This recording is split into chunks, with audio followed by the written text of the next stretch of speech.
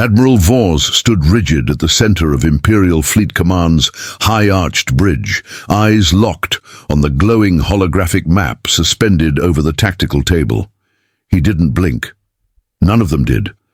Around him, decorated officers and analysts exchanged hushed, nervous whispers as if raising their voices might draw the attention of the unknown vessel. "Distance?" he asked, voice taut as steel wire.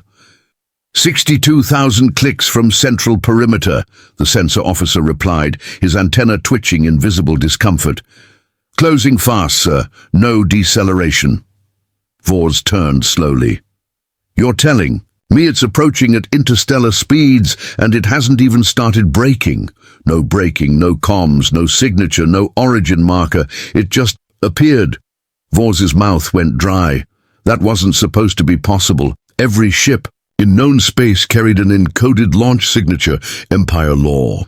Even pirates had the good sense to spoof their IDs when skulking across the stars. But this ship wasn't spoofing anything. It was absence made manifest. The stars behind it bent strangely, as if space itself recoiled from its presence. "Visual," Vors ordered. The main screen flared to life. Silence washed over the command center. It was sleek. Not in the ceremonial, embellished way of Imperial warships, but in the purposeful, brutal elegance of something designed for one function. Its hull was matte black, so dark it strained the eyes. It glided through subspace like reality itself, bent to avoid touching it. "It's human," someone whispered. The word hung in the air like a curse. Human, Terran, ghosts of the Orion conflict. The species everyone believed extinct. They had vanished. 100 years ago. After the war, after the Battle of Jara, after the Empire scoured Earth's sky and poisoned its colonies, proclaiming victory over a species that dared defy them. The record said the last Terran vessel had self-destructed to avoid capture. That was a century ago, and now, this. "Any contact?" Vors asked his communications officer. "All channels open. No reply," the officer said, paling, an unusual sight for his green skin. "But, sir, it's transmitting, just not in any of our languages." The bridge leaned in. "It's speaking Terran Standard. Translate." Silence. Then a mechanical voice echoed across the chamber, cold and impersonal.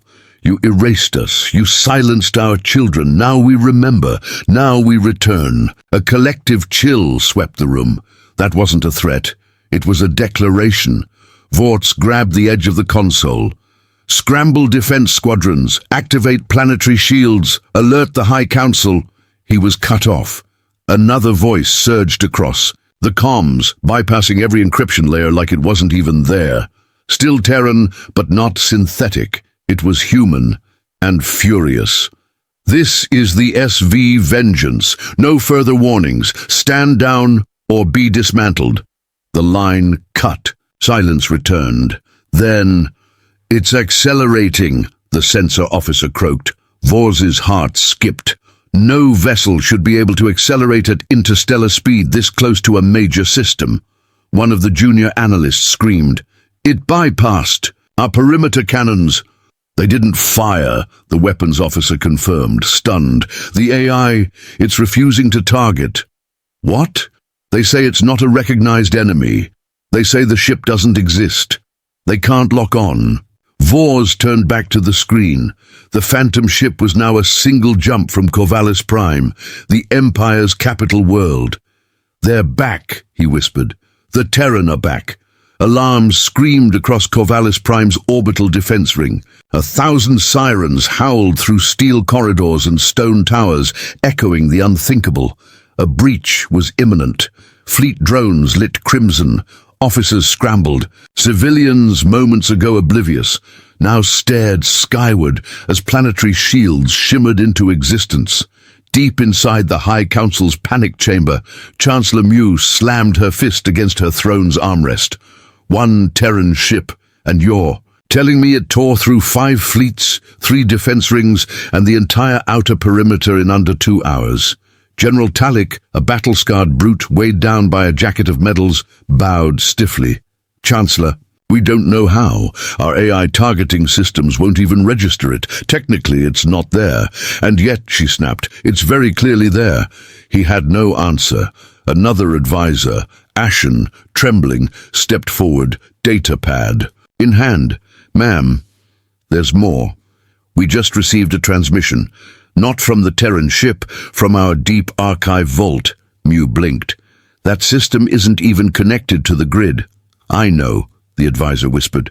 But it activated the moment the ship entered system range. We believe it was a Terran backdoor, embedded during the Jara conflict. Dormant for 98 years. And what does it say? He hesitated. It's a voice recording, a human. Captain, roar. The chamber fell still. Chancellor Mew sank back, eyes wide. That name was legend or infamy. A Terran naval commander who led multiple raids on Imperial worlds. Declared dead after Jara. Play it. The speakers hissed. Then a deep, calm human voice filled the air. To the Empire, you taught us mercy was weakness. That silence ensured survival. You burned our skies, buried our cities. We are what you made us. A pause. This message is for the one who pressed the button, Chancellor Mew of the Val Ascendancy. We remember your face. All eyes turned to her. Mew's lips quivered, just slightly. She'd been a junior officer. Back then, the one who authorized the final radiance bomb that scorched Earth's upper atmosphere. I was following orders, she whispered. General Talik looked her squarely in the eye. He doesn't care. Suddenly, lights across the system blinked crimson. A new voice crackled over the comms, machine cold. Core defense grid compromised. Sector 0 breached. Outer shields down. Unauthorized landing detected on upper. Spire deck, Talik barked. What? How? A panting officer burst in. Ma'am, the Terran ship deployed something, a small object. It came down fast, straight through Atmo. No alarms, no tracking. We missed it. Where is it now? Upper. Spire, he gasped. It's walking. Walking, Mew echoed. It's not organic, Chancellor. It's a machine. Or a suit, a Terran drop unit, fully autonomous, old, but tearing through the Imperial Guard like nothing. They brought up security feeds. At first, just static. Then, a blur. It resolved into a tall black figure, humanoid. But towering at nearly 9 feet, its armor was scorched, jagged, mismatched plates of brutality. It moved with terrifying certainty. Wherever it passed, the feed died seconds later. On its chest, 2 letters glowed faint white beneath the scars. SV. The say? Ship's name, Mew murmured. SV Vengeance. Then the figure paused, looked directly into the security lens, and spoke. Different now. Not broadcast. Direct. Chancellor Mew, you buried my family. I came to return the favor. The feed cut, and for the first time in 50 years, the Empire remembered what fear felt like. Red emergency lights pulsed down the corridor like a heartbeat. Each flash revealed wreckage. Vaporized soldiers, shattered armor, charred bodies. A metal-on-metal rhythm echoed, slow, steady.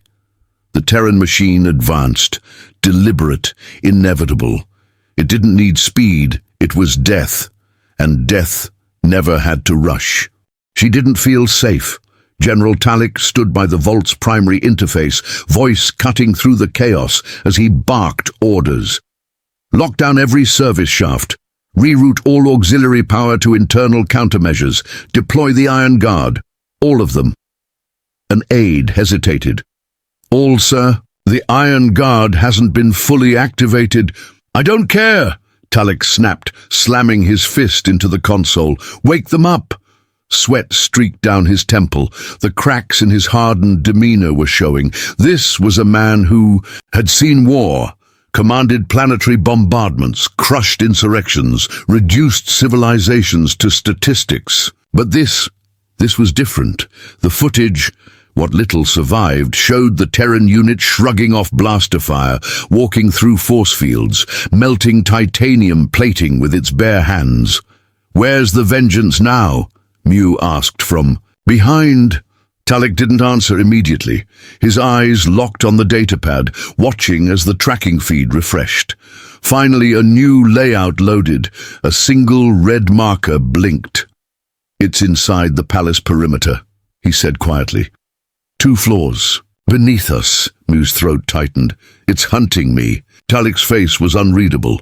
"It's not just here for revenge. It's sending a message." "To who?" "To everyone," he murmured. "To the galaxy." A high-pitched alarm blared. Then a synthetic voice, cold, fragmented, panicked. An AI trusted for decades, now stuttering. "Unauthorized presence detected. Upper vault security breached. Threat level maximum. Life expectancy severely limited." The Iron Guard had assembled outside the vault's main entrance. 12 towering machines, born in the Empire's darkest weapons labs. They had no souls, no hesitation, only protocol. Destroy. Designed to end wars, to flatten resistance. Each unit cost more than an entire destroyer-class ship. And now all 12 faced the corridor, where the Terran would soon arrive. Inside, the vault vibrated as energy cycled into defense arrays. The floor throbbed with raw power. Mew trembled. "This can't be real," she whispered. "They were supposed to be extinct." "They adapted," Talek said grimly. "They always do." He glanced at her. "Remember what we used to say during the war?" Mew nodded slowly. "Terrans break, but first they learn how to break you." Suddenly the lights outside died, not dimmed, not flickered, snuffed out completely. Darkness swallowed the corridor. Then came the sound. Metal boots on stone. Clink, clink, clink. One Iron Guard fired prematurely, sensors catching movement. A burst of plasma shrieked down the corridor. Something came back, fast, sharp. The Iron Guard's head flew across the hall. The remaining 11 opened fire in unison, unleashing energy torrents capable of drilling into a planet's mantle. Then, silence. No screams, no sounds of resistance, just silence. Seconds passed. Then a new sound, something being dragged. The last Iron Guard's frame appeared, crushed inward like a discarded can. Its armored shell had been peeled open like fruit. Its glowing red optic flickered and died.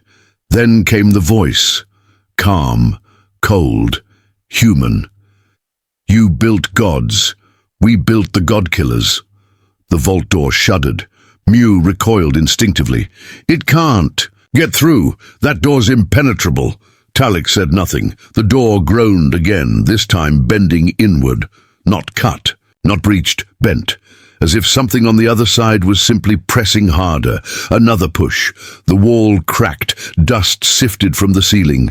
Distant screams echoed through the comms, guards abandoning posts, officers begging for evacuation, and then the pressure stopped. A new voice whispered, not through speakers, not aloud, directly into her ear, her neural implant, the one only the High Command could access. "You killed our world. Now we'll show you what a dead world can do."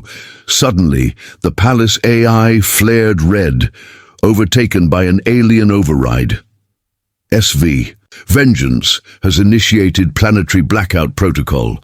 All across Corvallis Prime, power began to die. Shields, weapons, comms, systems. In orbit, a second Terran vessel decloaked. The void above the capital twisted, like the fabric of space had. Torn open, light warped, hesitant to touch the object emerging. For a moment it didn't look like a ship, more like a wound in the stars. Then the cloak dropped. If the Vengeance was sleek and terrifying in its silence, this new ship was worse. Jagged, scarred, assembled like scrap welded with hatred, no markings, no name. Only a scorched line of symbols burned into the hull. Tally marks, hundreds, maybe thousands. Imperial officers stared in disbelief as data scrolled in. No registration, no AI handshake, hull composition unknown. Mass readings didn't match its size. "How is it flying?" one officer whispered. "It's not," another muttered. "It's drifting, like physics doesn't matter." "What class is it?" No one answered. The databases had nothing. This ship hadn't just been erased from the record, it had been built to defy recording. Someone finally whispered what they were all thinking. "It's not a ship. It's a graveyard with engines." On the surface, inside the suffocating dark of the palace vault, Chancellor Mew and General Talik stood frozen. Auxiliary power flickered. The once invincible vault door now looked paper-thin. Then the second message hit, system-wide, broadcast to every screen, device and neural implant. "Your empire is built on ash. We are the embers you left behind, and now we burn." The second Terran ship opened its side panels, not weapons, pods. Thousands, coffin-shaped vessels streaked through the sky like a meteor swarm, punching into oceans, forests, cities, mountains. Each one carried someone, Terran, but not anymore. They were different, hardened by a century of exile, rebuilt in the dark, forged by war and survival. Refugees of annihilation, reborn in the abandoned corners of space the Empire had forgotten. They had waited. Now they had returned. Inside the vault, Mew clutched her head. The words still rang in her skull. "They're going to tear us apart." Talik paced beside her, hand resting on his sidearm. "We underestimated them. We always did. Thought they were fragile because they bled easy. Thought killing their world would end them." "They were supposed to be extinct," she whispered. "No." Talik turned, his expression grim. "They just went feral." The vault shuddered again, this time from below. Shockwaves rippled up through the floor. Breaches. One of the backup screens sputtered to life, stuttering through static. A shaky drone feed blinked into view. Mew leaned forward. A pod had landed, just miles from the capital. From the wreckage, dark figures emerged, soldiers. No identifiable armor, no insignia, weapons unfamiliar, neither plasma nor rail. Something new, something built to finish what a century of silence had begun. Older or chemical-based and devastating, the soldiers moved in coordinated silence, sweeping through streets and vaporizing anything in uniform. Not one of them spoke, not one of them hesitated. Civilians weren't touched, only military targets were torn apart. "This isn't a strike," Talik said grimly. "It's an extermination." Then something even more terrifying happened. One of the drones picked up an image of a Terran soldier pulling a small child from the rubble of a collapsed building, an Imperial child. The soldier knelt, spoke softly, gave the child water shielded. Then from falling debris, Talik stared at the feed. Why would they do that?" Miyu's voice cracked. "Because we wouldn't." It was then they understood. The Terran weren't just here to kill. They were here to remind the galaxy what the Empire had become. On the outskirts of Corvallis Prime, as resistance crumbled and the night sky rained with falling pods, the people looked up and saw the impossible two ships, no origin nor records, and a symbol glowing in the dark sky, etched in holographic fire above. Illicity, we remember Earth. The streets of Corvallis Prime were no longer silent. They roared with the chaos of war, the kind of war the Empire hadn't seen in centuries, not since the Jara campaign, not since Earth. But this wasn't a battle between evenly matched forces. This was something else entirely. This was retribution. The Terran ground forces moved like they'd trained for this day, their whole lives. Maybe they had. Their armor was mismatched, scarred, modified beyond recognition. But what they lacked. In uniformity they made up for in purpose. Every step was precise, every shot was personal. And they weren't just attacking military installations, they were targeting systems, power grids, comms relays, broadcast towers. They were cutting the Empire's Eyes and ears out of its own skull, General Talik watched the carnage from the last functioning tactical feed, inside the vault. They're not here to conquer. They're here to erase us. He was right. All over the capital, Imperial soldiers fell back only to find they had nowhere left to retreat. Air support had been grounded. Drones refused to launch. The Terran ships were jamming protocols the Empire hadn't used in over 100 years, archaic brutal code that bypassed sleek AI firewalls like slicing. Through fabric, the Empire had gotten soft, comfortable, arrogant, and now they were being undone by the very people they once dismissed as savages.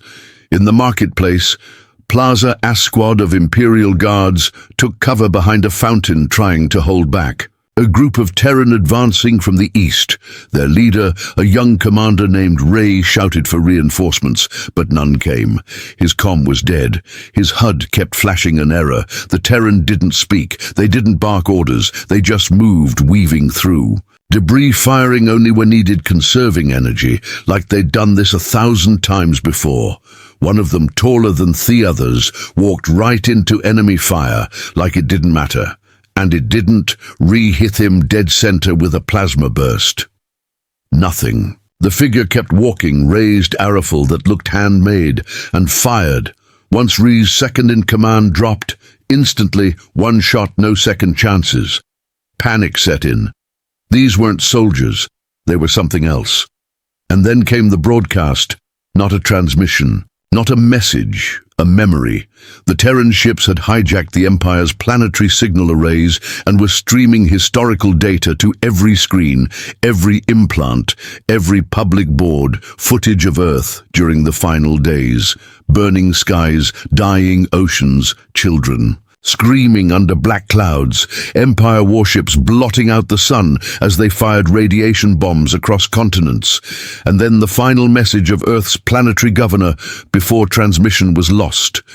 To any Terran who finds this, they came in peace. They offered lies, we bent the knee, and they burned our planet. Anyway, if you're hearing this, make them. Remember, the people of Corvallis watched in horror. Some broke down, some screamed. Some turned on their own commanders. The truth was a weapon, and the Terran were wielding it with as much precision as their rifles. Back in the vault, Mew collapsed into her seat, trembling. They're not just fighting us. They're shattering our history, our story, everything we built on their ashes. She couldn't finish. Talik stood at the door, weapon drawn, eyes locked on the final line of defense. Boom, the vault's inner corridor shook, a blast louder than any before. The lights flickered one last time, then went dark completely.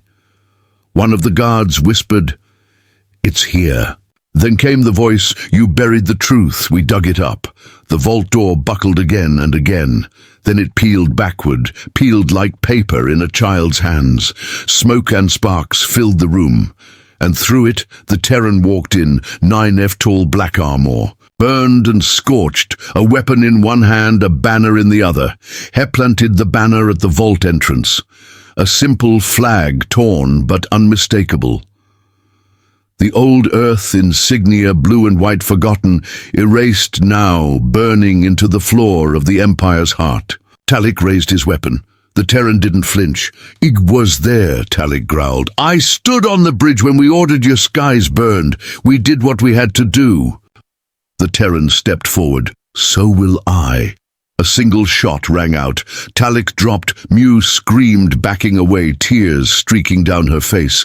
"Please, I didn't know what they'd do to your world. I was young."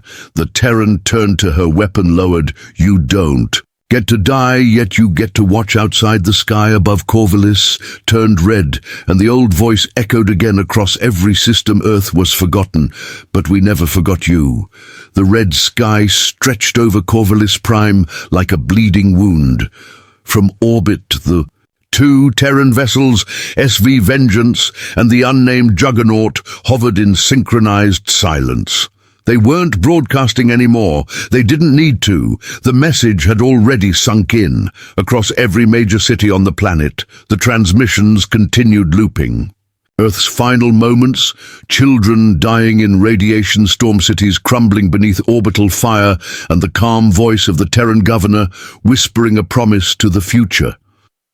But now, something more terrifying than violence had begun descent. In every corner of the Empire, citizens were turning on their leaders. The feeds had reached the outer colonies, the midworld rings, even the distant moons of Isari Prime, where anti-Empire whispers had lived quietly for decades. Now those whispers had turned into roars. Massive protests erupted in Imperial-aligned systems, and across the interstellar net, a hashtag surged back to life, a phrase last seen during the Jara War. Earth was real. The Empire had buried Earth's story rewritten. It told the galaxy they had to eliminate a dangerous species for peace, told them the Terran destroyed themselves. Now the truth was seared into every screen, playing on loop, impossible to unsee. And across the stars, something fractured. Whole battalions defected. Entire fleets turned off their transponders and went dark, unwilling to be the next to face those black Terran ships. Some rebel cells even tried to contact the Terran directly, begging to join them, to apologize, to fight the Empire from within. But the Terran didn't respond. They weren't here to form alliances. They were here to burn rot inside the ruined capital of Corvallis Prime. Chancellor Mu was marched through the hallways of her own palace by a Terran escort. Two of them flanked her, one male, one female, their faces hidden, but their silence screamed louder than anything. Her hands were bound, her face bruised, and everywhere she looked, she saw the consequences of her past. Scorch marks on walls, corpses of guards she'd trained, her marble statues shattered on the floor. The male Terran finally spoke as they entered what had once been the throne chamber. "You watched Earth die from this room, didn't you?" She said nothing. The Terran turned, grabbing her by the collar, lifting her off her feet like she weighed nothing. His visor reflected a terrified face. "We remember every second, every scream. You counted our deaths in your reports like they were data." He dropped her. She hit the floor, coughing, gasping. "Why not kill me?" she croaked. "You've already taken the planet." The female Terran stepped forward, calm voice flat. "You don't understand. We didn't come here to take your planet." She raised a small device and pressed it. A holographic projection flared to life above them. Images of the outer colonies, the border worlds, the forgotten systems the Empire had drained and abandoned, and then, flickering between them, uprisings, real-time footage, cities turning on local governors, Imperial buildings set ablaze, soldiers tearing off uniforms, banners falling. Maru's eyes widened. "What have you done?" The female Terran leaned in, her voice cold and steady. "We turned your truth against you. We didn't come to conquer. We came to infect." She turned toward the projection and pressed a second button. Now the screen showed an entirely different kind of horror. Terran colonies, dozens, hundreds hidden, buried, functional. They weren't extinct. They'd thrived, built civilizations on asteroids, harnessed energy from dead stars, mastered technology that bent the laws of physics. They hadn't just survived, they'd evolved. "You thought you ended us." The male Terran said, voice thick with rage, barely contained. "All you did was push us underground long enough to become your reckoning."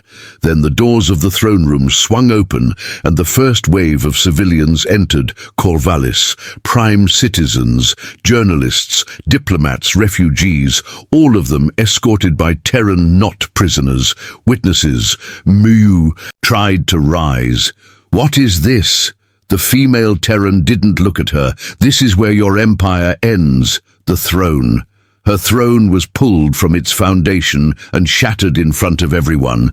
A new seat was placed in its place, smaller, simpler. No gold, no jewels, just metal scorched and sharp. One of the Terrans sat down, not as ruler as our reminder. Across the galaxy, people watched not just the fall of a capital, but the rise of a reckoning, and above it all, one final message from the SV Vengeance: "You erased Earth, but Earth was never a place. Earth was a people, and we are everywhere now." The news of Corvallis Prime's fall spread faster than light. Not because of official broadcasts, the Empire's network had collapsed hours ago, but because the Terran had seen to it that everyone saw it. They hijacked pirate relays, repurposed old rebel beacons, and used deep-frequency pulses to send compressed signals across wormhole link systems. By dawn, if it could be called that on any of the dim-lit colony worlds, every outer rim station, fringe planet, and deep space trading port had seen it.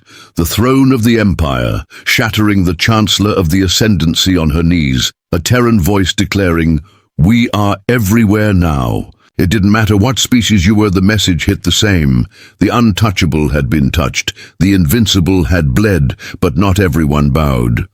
On Vakaris 4, a fortress world, and one of the last loyalist strongholds in the mid-sector Grand Moff, Kale stood watching the footage from inside his war bunker, tall, pale, half his body replaced with cybernetics from a long-forgotten campaign. Kyle didn't flinch. He didn't rage. He smiled. Finally, he muttered, "A worthy enemy returns." Behind him his generals shifted uneasily. "So we just lost 3 border fleets to defection," one of them said. "Even our own AI clusters are hesitating to engage the Terran frequencies. Some are flagging them as cultural trauma triggers." Kyle turned. "Then purge the AI clusters, but purge them." The generals wallowed and obeyed. Kyle turned back to the screen, narrowing his eyes at the image of the SV Vengeance still hovering above Corvallis Prime. "They think this ends with a speech and a shattered chair number. This is the beginning." He tapped his wrist. A console opened, revealing a vault sequence long sealed, a protocol not even the High Council had dared use. Protocol Lazarus 9, an ancient contingency designed not to win but to erase. "They want to show us what they've become," Kyle said to himself. "Let's remind them what we buried deeper than Earth." Meanwhile, back on Corvallis Prime, the Terran were already planning their next move. The throne room had become a command hub, no longer a symbol of rule, but of reclamation. In its center, the surviving leaders of the Terran resurgence gathered, officers, tacticians, survivors of Black Ops projects long considered dead. They spoke quietly, with precision and without ego. "We've received signals from 8 more colonies asking for support," one of them reported. "Some are already tearing down their garrisons without a fight." Another added, "Vakaris 4 hasn't moved yet, but Kale's alive, and if anyone's capable of rallying what's left of the Loyalists, he'll try to make a final stand." The lead Terran strategist said, "No doubt, and he'll use the darkest parts of the Empire to do it." The room grew quiet. One figure leaned against the wall, arms crossed, smaller than the others, cloaked in a dusty grey coat with an old Terran patch on the sleeve. She spoke quietly. "We should have killed Kale a century ago." The lead strategist turned. "You knew him. I served with him before Earth burned, before he sold us out." They all looked at her now. She pulled the hood down. Scars traced her jaw. Her left eye glowed faint blue, a cybernetic replacement. "He was part of Project Winterborn, same as me, only he got greedy, switched sides, helped them finish us off." She pointed to the glowing hollow map now, showing Vakaris 4. "I'll lead the strike." Another Terran hesitated. "It's suicide." She didn't blink. "It's closure." The strategist nodded above them. The SV Vengeance began powering its core drive, not for war, for travel, destination Vakaris 4. But as they prepared to leave, something strange happened. The second Terran ship, the one with no name, the one that hadn't spoken, shifted position. Its hull glowed red for the first time, and from it another transmission flared, not to Corvallis, not to the Terran, but to Kale. Somehow they knew deep within. "And they see chambers of Vakaris a 4th. Kyle received the message. He opened it. In isolation, no encryption, no trickery, just a simple voice, familiar, human cold. "We remember you, Kale. We remember the children you locked in cryo tubes. Remember the weapons. You tested on your own species. You survived Earth's fall, but Earth survived you." The message ended. Kyle stood still for a moment. Then he laughed, a hollow, robotic sound. "They think they can judge me?" he said aloud. He opened the vault. Inside rows of glass chambers hissed to life, each one containing something worse than death. Soldiers groan in silence. Bioweapons, artificial minds created in the final hours of Earth to fight the very thing the Empire feared, most human rage. Kyle whispered, "Let's see how well they remember hell." Space over Vacarus 4 was unnaturally still. No trade ships, no patrols, no civilian traffic, just the oppressive silence of something ancient about to wake from orbit. The SV Vengeance drifted into low position, shadowing the icy mountain range that crowned the planet's northern hemisphere. Its weapons were silent, its engines cold, but the presence of it, the weight, could be felt across every comm line, every neural implant tuned to its signal.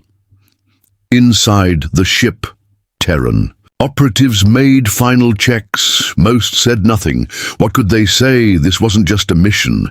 It was the last page of a 100-year-old nightmare. A chapter sealed in, ash finally about to be closed. In the strike room, she stood alone, the woman in grey. The one who had once served beside Coil, who had watched Earth burn, and lived long enough to watch the Empire crawl from the ashes, wearing a crown built on bones. Her name had been erased long ago, but her designation remained. Wraith 9. She loaded. Her weapon, an old kinetic rifle, polished but worn from years in exile. It had no smart systems, no auto-aim, no AI, just her. Her hands, and the promise she made when the sky turned red over her home planet. "I'll be the last thing he sees." The doors opened. The Terran command strategist nodded. "The drop point is ready." She stepped in without a word. Moments later, her pod burst from the belly of Vengeance like a silent comet.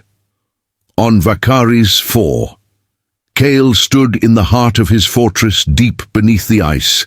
He was no longer just cybernetic. He had gone beyond, grafted with void tech, surrounded by machines that pulsed with the stolen genetic code of dead Terran soldiers. Around him stood the Lazarus Guard, failures of old Terran resurrection projects the Empire had stolen and twisted, hulking, half-living, screaming without mouths. He smiled. "They'll send her," he muttered. "She always finishes what the others start." His throne, if it could be called, that was wired into the planet's crust. He controlled the defense grid, the climate weapon array, even the experimental AI buried beneath the frozen soil. He had prepared for every kind of war except the one that walked in on 2 feet and carried nothing but silence and a rifle. The drop pod landed hard, cracking ice and sending vapor into the air. Wraith 9 emerged with her weapon-drawn sensors scanning. The cold didn't touch her. The wind didn't distract her. She moved fast through the outer perimeter, leaving the first outpost in flames behind her. Kyle's voice followed her in every corridor. He didn't scream. He whispered like a lover from another life. "You remember what I taught you? Efficiency, silence, mercy is wasteful." She kept walking. "You survived, Earth Wraith, but you lost everything because of your hesitation."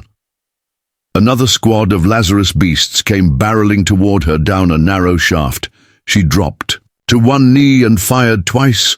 Heads exploded, bodies slammed into walls. She didn't flinch. Still no hesitation. Kyle whispered, "Good." The inner sanctum was dim. Kyle stood at the center, arms spread like Apriest, waiting for absolution. Tubes pulsed with stolen Terran DNA, old memories held in synthetic cells, a monument to his obsession. Wraith 9 stepped inside, slowly, rifle lowered but ready. He turned. "I tried to save us." Kyle said, "But they chose pride. They chose Earth. I chose evolution. You chose power," she said softly. "And then you chose to burn the rest." He smirked. "Do you really think you can kill me? Look around you. I've uploaded myself into the architecture. of this moon. I am this world. Then I'll kill the world." She raised the rifle. He lunged faster than he should have been, modified legs launching him forward, a blade extending from his wrist. But she wasn't aiming for him. She shot the tube behind him. A burst of chemical plasma erupted, washing him in fire and light. He screamed, half machine, half man, and all of it burning. She charged through the smoke, jammed the rifle to his chest, and whispered, "For Earth," then pulled the trigger outside the ground. Cracked.